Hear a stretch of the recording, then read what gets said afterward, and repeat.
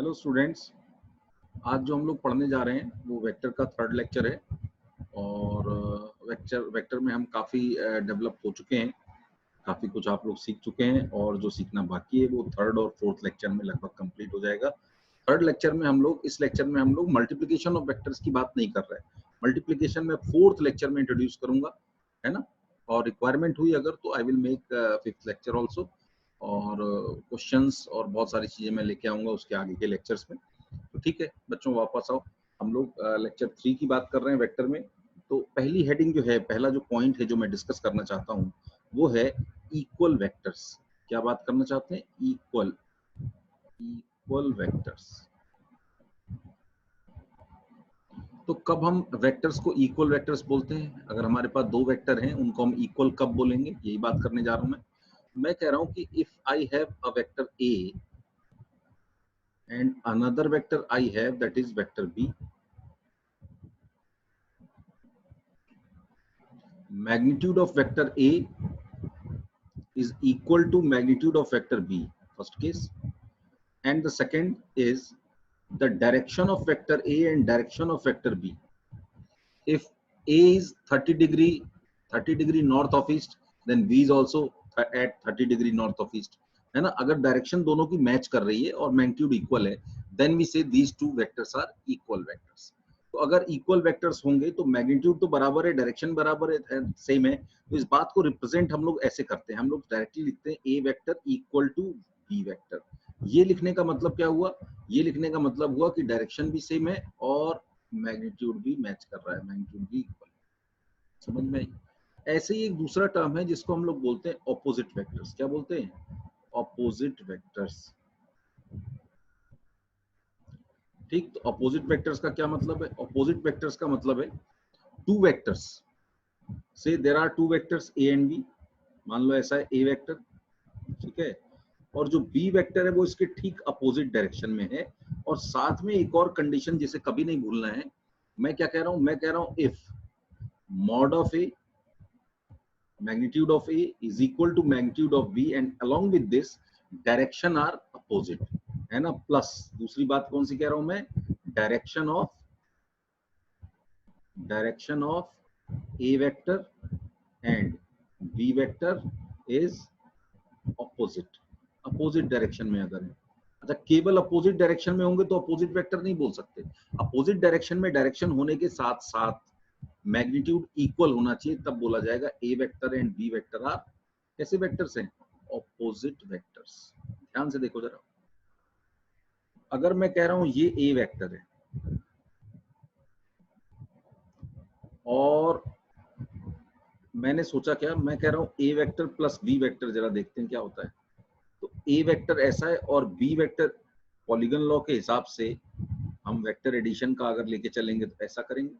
तो starting point कौन सा है? स्टार्टिंग पॉइंट ये है और फिनिश पॉइंट कौन सा है? फिनिश पॉइंट भी यही है। तो इन दोनों का रिजल्टेंट कितना हो गया? जीरो। आर वेक्टर कितना आ गया? जीरो।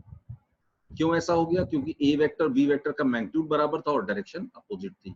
तो अपोजिट वेक्टर्स की सबसे खास बात क्या है? अपोजिट वेक्टर में अगर सारी चीजों को मैं समराइज करना चाहूं तो मैं लिखूंगा A vector plus B vector equal to zero indicates that A and B are opposite vectors. A और बी अपोजिट वेक्टर्स हैं अगर ये कंडीशन सेटिस्फाई होती है तो। ठीक है ना। तो यहाँ तक की बात हो गई, आगे चलते हैं। जो नेक्स्ट पॉइंट मैं आपको सिखाना चाहता हूं वो है components of a vector. Components of a vector. जैसे मैं कह रहा हूं, एज्यूम करो एक बार कि एक वेक्टर है, एक कोई वेक्टर है और उस वेक्टर का नाम है, मान लो आर वेक्टर। ये है आर वेक्टर। एक वेक्टर ऐसा बना हुआ, नाम क्या है? R vector. ठीक है, आर वेक्टर। अब मैं क्या कह रहा हूं? मैं कह रहा हूं ये बताओ डायग्राम को देख करके, अगर मैं ऐसा एक ए वेक्टर बनाऊं और ऐसा एक बी वेक्टर बनाऊं, तो क्या आप ये बात समझ रहे हैं कि मैं लिख सकता हूं R vector equal to A vector plus B vector. तो अगर दो वेक्टर का समेसन आर वेक्टर है, तो ये दो वेक्टर क्या कहलाएंगे, A and B are components of R vector. किसी भी वेक्टर के कंपोनेंट्स का मतलब होता है उनको जोड़ने पर वो वेक्टर मिल जाए। अच्छा, दूसरी बात, अगर मान लो मैं कहता हूं कि चेंज कर रहा हूं थोड़ा सा, कि ये मान लो है ए वेक्टर, ये मान लो है बी वेक्टर, नाम थोड़ा बदल दिया जाए, डैश लगा देते हैं, और ये वेक्टर है आपका सी वेक्टर, लाइन सीधी है भाई मान लो, ठीक है। तो I can write R vector equal to A vector plus B vector plus C vector, लिख सकता हूं ऐसा। तो यहां पर भी हम बोलेंगे कि A B, sorry dash dash dash, यहाँ भी डैश है ना, नाम अलग कर दिया क्योंकि डिफरेंट। मैं कह रहा हूँ A dash B dash C dash are also components of R vector. ये भी एक सेट है कंपोनेंट्स का, आर वेक्टर के कंपोनेंट्स का ये एक सेट है, और आर वेक्टर के कंपोनेंट्स का ये एक सेट है, ठीक है ना। अब इन कंपोनेंट्स में भी एक खास बात है, ये जो सेट है ऊपर वाला ए और बी वाला, इसको हम बोलते हैं this is set of rectangular components, और इसको हम बोलते हैं no these are general components, है ना। तो ये रेक्टेंगुलर कंपोनेंट्स क्या है, क्यों है ना, these are why these are said as rectangular components. ये रेक्टेंगुलर कंपोनेंट्स क्यों है, रेक्टेंगुलर कंपोनेंट इसलिए हैं क्योंकि इसके जो कंपोनेंट्स हैं दो ही हैं, दो कंपोनेंट्स आर म्यूचुअली परपेंडिकुलर, और यहां पर ये म्यूचुअली परपेंडिकुलर नहीं है।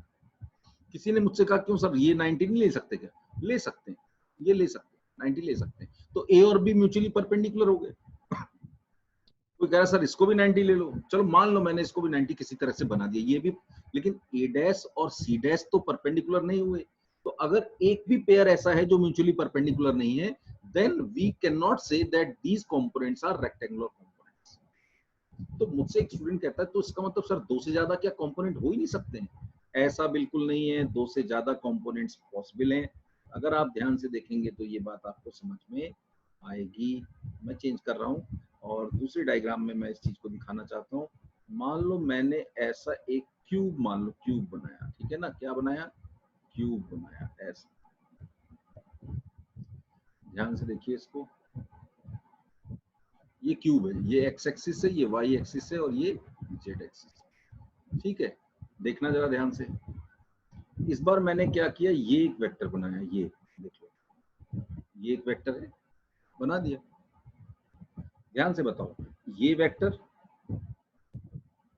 इसमें अगर मैं ये वाला वेक्टर जोड़ दूं और इसमें ये वाला जोड़ दूं, इसका नाम मैंने इस बार रखा ए वेक्टर, इसका नाम रखा बी वेक्टर, और इसका नाम सी रखा, सी वेक्टर। और ये जो लाल वाला वेक्टर आपको दिखाई दे रहा है, red coloured vector, is R vector.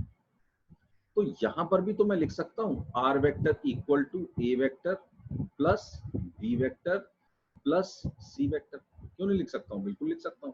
अब तुम मुझे सोच के बताओ कि क्या ये रेक्टेंगुलर कंपोनेंट्स है या जनरल कंपोनेंट्स है। तो देखो A vector is perpendicular to B vector, verified, yes it is correct.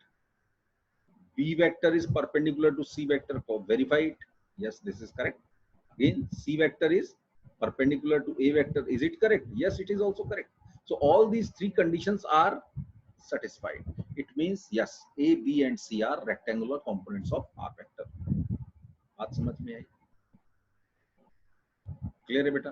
तो ये लेक्चर 3 मैं यहाँ पर खत्म कर रहा हूँ। ये शॉर्ट वीडियो है, इसको 2 बार 3 बार आप देखिए, ध्यान से समझिए, कोशिश करिए, और इतना जब आप समझ जाएंगे तो आपको लेक्चर 4 की तरफ मूव करना है। ठीक है ना स्टूडेंट्स, थैंक यू।